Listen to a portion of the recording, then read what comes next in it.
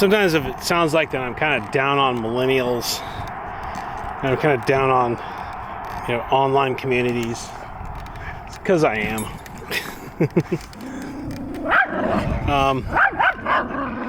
Hey, come on, pipe down. It's had enough of that.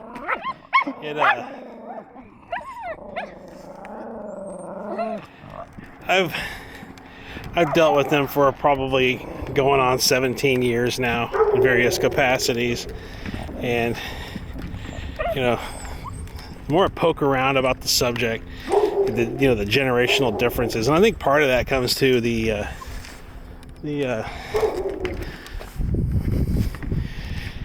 different generations kind of being introduced to the same workforce all at once in some cases, you know, and it's probably nothing new. But with the millennials, I'm tired of just the overall same behavior. Like there's some millennials that are older now that are still engaged in some of the same behavior, and I've seen enough lying, gaslighting, theft, fraud, just manipulation, just working together to rig, entire systems against people in some cases and give things to each other. I've just had enough of them, and I don't necessarily hate them. And I cannot certainly paint everybody, one group of people, with this one broad brushstroke. That would be wrong. But more often than not, whenever I meet or become acquainted with a millennial, sooner or later, they usually just kind of do something that really rubs me the wrong way.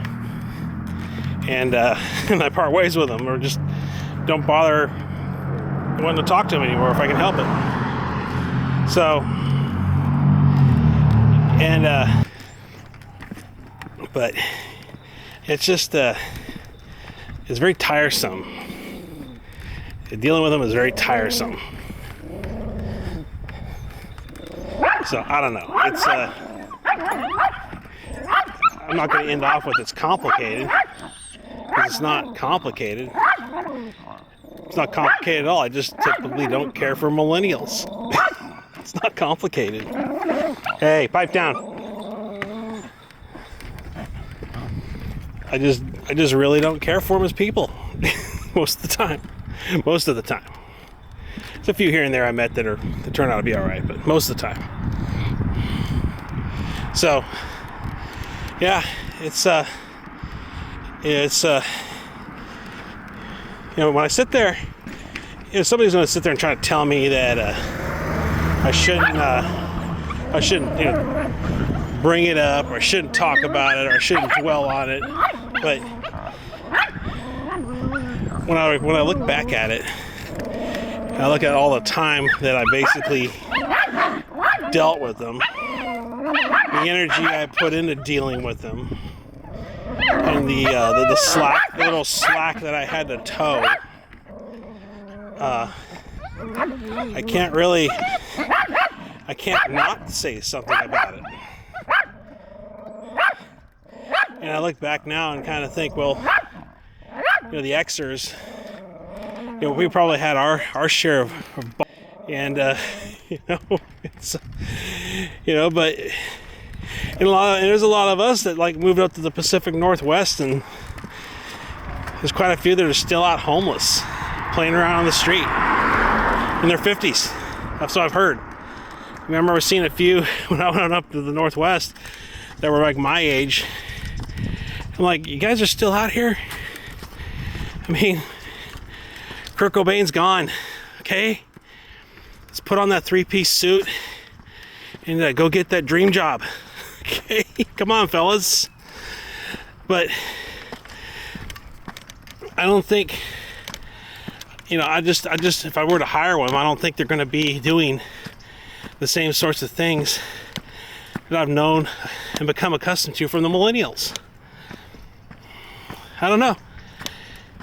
Just the overall, you know, basically it's group economics. It's group economics. It's going to a lot of times it's, you know, hey, you know, if we just kind of hang back and just let so-and-so do all the work today, you know, we'll get out of here pretty good and it won't feel like our feet got ran over by a truck. Yeah, he'll be hurting. You know, he'll be going home and, you know, drinking 4 or 5 scotches. But we'll be pretty good and we can go party tonight and we can go do us and have fun and have all the energy to go out and do stuff.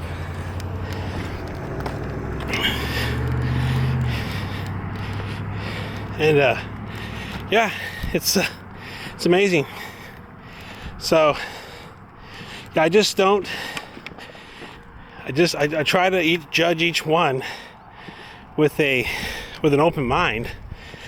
I try to tell myself that this millennial I'm dealing with here and now is different.